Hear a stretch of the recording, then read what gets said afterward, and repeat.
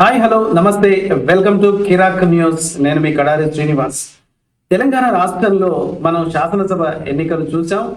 ప్రభుత్వాలు కూడా కొలువుదీరి చకచక పనులు కొనసాగిస్తున్నాయి. అయితే మళ్ళీ తెలంగాణలో రాజకీయ వేడి రగులుకుంటోంది. ఎందుకంటే డిసెంబర్ లాస్ట్ వీక్ లో గ్రామ సర్పంచ్ స్థాయి ఎన్నికలు జరిగే అవకాశం ఉంది కనుక అది ఫిబ్రవరి 1న కొత్త సర్పంచ్ మళ్ళీ కొలువు తీరాల్సిన సమయం ఉంది. కాబట్టి ఒకవైపు తెలంగాణ రాష్ట్రంలో గ్రామ పంచాయతీ ఎలక్షన్లు, ఇంకోవైపు ఇంకా వేడిగా ఎంపీ ఎలక్షన్స్ మనకు జరిగే అవకాశం కనిపిస్తుంది.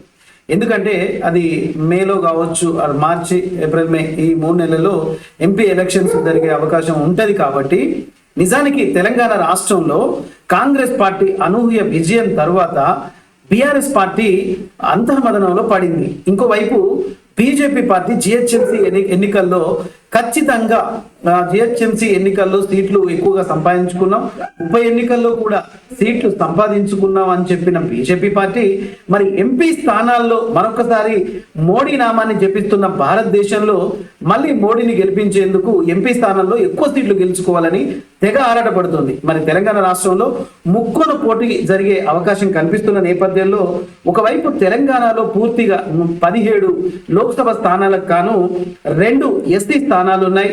తర్వాత 3 ఎస్సీ స్థానాలు ఉన్నాయి, 2 ఎస్టీ స్థానాలు ఉన్నాయి.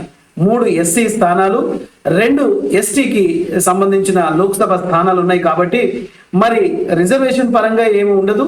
ఎట్లాగూ 3 ఎస్సీ స్థానాల్లో ఖచ్చితంగా ఎస్టీ వాళ్ళని కూర్చోబెట్టాలి, 2 స్థానాల్లో ఎస్టీ వాళ్ళని కూర్చోబెట్టాలి. కాబట్టి మొత్తం 17 లోక్సభ స్థానాలు ఉన్న తెలంగాణ రాష్ట్రంలో ఒక్కొక్క ఎంపీ దగ్గర 7 నియోజకవర్గాలు ఉండే అవకాశం ఉంటుంది. 7 నియోజకవర్గాల్లో ప్రస్తుతం ఉన్న పరిస్థితుల్లో కాంగ్రెస్ పార్టీ అధికారంలో ఉంది. కాబట్టి ఖచ్చితంగా అధికార పార్టీకి మరొక్కసారి ఎంపీ విషయంలో గెలుపు అవకాశాలు స్పష్టంగా కనిపిస్తున్నాయి. ఎందుకంటే బీఆర్ఎస్ ప్రాంతీయ పార్టీ కాదు, ఇప్పుడు జాతీయ పార్టీ అనే టీఆర్ఎస్ నుంచి బీఆర్ఎస్కి వచ్చిన బీఆర్ఎస్ పార్టీ ఆల్రెడీ ఒక అంతర్మదనంలో పడిపోయి గెలుపును రుచి చూసిన విధంగా ఓటమిని జీర్ణించుకోలేని బీఆర్ఎస్ పార్టీ ఎలాగైనా తెలంగాణలో ఎక్కువ స్థానాలు లోక్సభ స్థానాలను కైవసం చేసుకోవాలనే అవకాశాన్ని ఎక్కువగా పావులు కలుపుతున్నట్టుగా కనిపిస్తోంది. ఇప్పటికే శాసనసభ సమావేశాలు జరుగుతున్న నేపథ్యంలో కాంగ్రెస్ పార్టీ అదే పనిగా పూర్తిగా బీఆర్ఎస్ యొక్క చరిత్రను పునరావృతం చేస్తూ ఇది మీ బతుకు, ఇది మీ చరిత్ర అనేలాగున సీఎం రేవంత్ రెడ్డి గారి ప్రభుత్వంలో పూర్తిగా ఆయా దాఖలాలను బట్టబయలు చేసే అవకాశం కనిపిస్తోంది. తెలంగాణ రాష్ట్రం శాసనసభ ఎన్నికల్లో మీరు బయటికి వెళ్ళొద్దు, ఇక్కడనే కూర్చోవాలి, అధ్యక్ష వాళ్ళని ఇక్కడనే కూర్చోబెట్టు అన్న సంగతి కూడా మనందరికీ తెలుసు. ఎందుకంటే ఈసారి గనక ఎంపీ స్థానాల్లో కాంగ్రెస్ పార్టీ ఘన విజయం సాధిస్తే ఇక బీఆర్ఎస్ పార్టీకి తెలంగాణ రాష్ట్రంలో పుట్టగతులు కూడా ఉండవు. ఎందుకంటే ఇప్పటికే దాదాపు 20 మంది ఎమ్మెల్యేలు కాంగ్రెస్ వైపు మొగ్గు చూపుతున్న నేపథ్యంలో అధికార ప్రభుత్వం ఎలాగైనా మాకు కోటాలో, ఎమ్మెల్సీ కోటాలో కానీ లేకపోతే ప్రభుత్వ కోటాలో కానీ గవర్నర్ కోటాలో కానీ ఎమ్మెల్సీ నుంచి మంత్రి పదవికి తీసుకునే అవకాశం ఉంది. కాబట్టి ఆల్రెడీ గాంధీ భవన్ లో దీనికి సంబంధించిన అంతర్మదనం, మేఘోమదనం అయితే జరుగుతూ ఉంది. మొత్తానికి తెలంగాణ రాష్ట్రంలో శాసనసభ ఎన్నికలు జరిగిపోయిన తర్వాత మళ్ళీ ఇప్పుడు లోక్సభ స్థానాలకు జరిగే ఎలక్షన్లు, ఇటువైపు గ్రామ స్థాయిలో సర్పంచ్ జరిగే ఎలక్షన్లో పూర్తిగా వేడి రగులుకుంటుంది.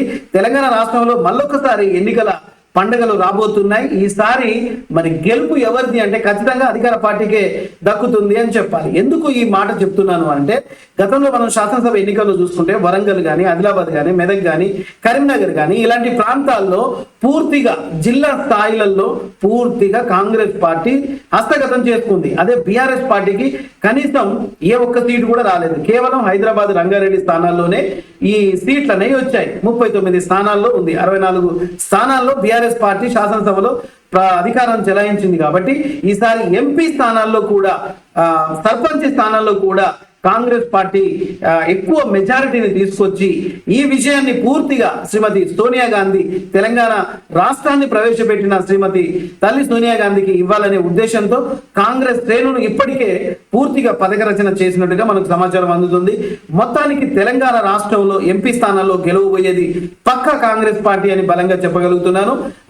అంతే రకంగా సర్పంచ్ స్థాయి, బూత్ స్థాయిలో కూడా కాంగ్రెస్ పార్టీ ఈసారి హవా కొనసాగిస్తుంది. 2024 2024 లోక్సభ ఎన్నికల్లో హస్తగతం ఎంపీ స్థానాలు కాబోతుంది అనడంలో ఎలాంటి సందేహం లేదు. ఈ వీడియో నచ్చితే ఫ్రెండ్స్, ఈ వీడియో నచ్చితే కనుక లైక్ చేయండి, షేర్ చేయండి.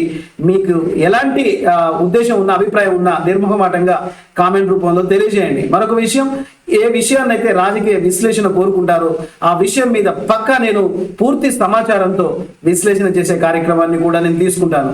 Thank you very much. చూస్తూనే ఉండండి. Kiraak news channel is a true journalism. Signing off Kadari Srinivas. Thank you very much.